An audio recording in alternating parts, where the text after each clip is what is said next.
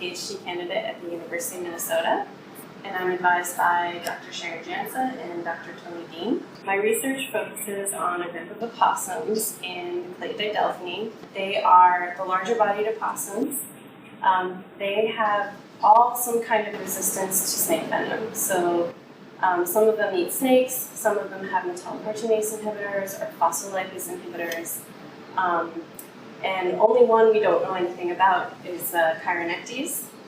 We also know that the sister group to these opossums, Metachirus, is venom sensitive. So there's about 8 of these species.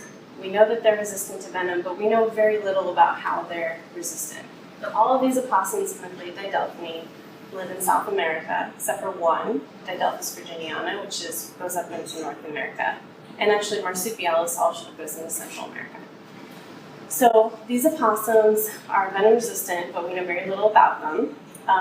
And I am interested in this because Sharon Jansa, my advisor, and Rob Voss wrote a paper in 2011, and they found that these groups of opossums have a blood protein, 1 milligram factor, that is evolving under positive selection. So this little piece of this blood protein is evolving much quicker than in other opossums or in other mammals, and it means that there might be some adaptive significance. So they looked at why that might be, and they found by coincidence, there's a venom protein called botricine that binds to VWF at this exact spot where there is a lot of adaptive change.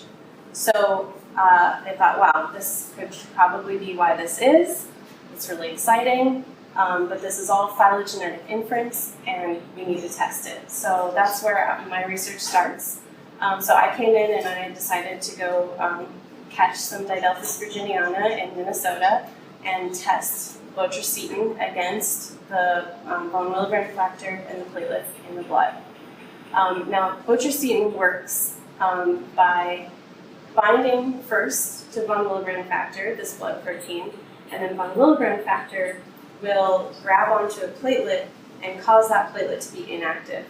That causes bleeding throughout the body and typically kills the thing, whatever that thing may be. A person, a rat, but not so much in opossums. So we tried it with the Didelphis virginiana, and we found not the same action. So humans coagulate very well, whereas opossums do not.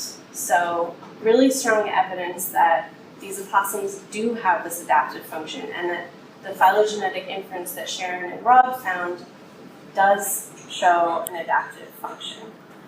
So that was really cool, and the next step is then to test all the rest of the species in Didelphini, but because we're in Minnesota and we can't go catch these animals, in our backyard, we have to find another way to do this.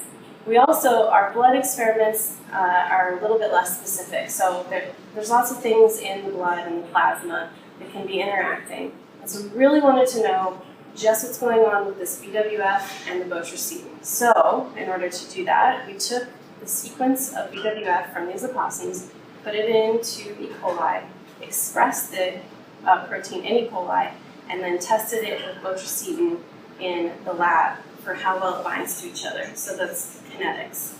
And we found, which was really surprising, that most of the didelphids in this group have lost most of their binding for botricine, and the opossums outside of the group also have lost binding for botricine. So that was really interesting and kind of unexpected. And so we have to remember that we back up a little bit. These are mammalian proteins that we've made in the lab in E. coli. So it's a synthetic test, and it doesn't have all the complexities that a natural test would have. So the next step is to come down to Brazil and actually test if these kinetics are real and predict the ability of these opossums to be resistant to botricine. And we're actually doing it with 3 types of these cetin molecules. So there's botricine from Bothaps jararaca, there's aspercetin from Bothaps asper, and there's betacetin from Bitis aureatans, which is an African snake. So we have 3 different reagents or venom proteins that we're testing. And that's what we're doing here. And it's really exciting that we're doing this here because some of the first work on behavioral resistance to these snakes and the ability of didelphids to eat these snakes was actually done here and observed first here. So it's really neat that we're coming back to Butantan to do this work, and it's coming full circle. That's really cool.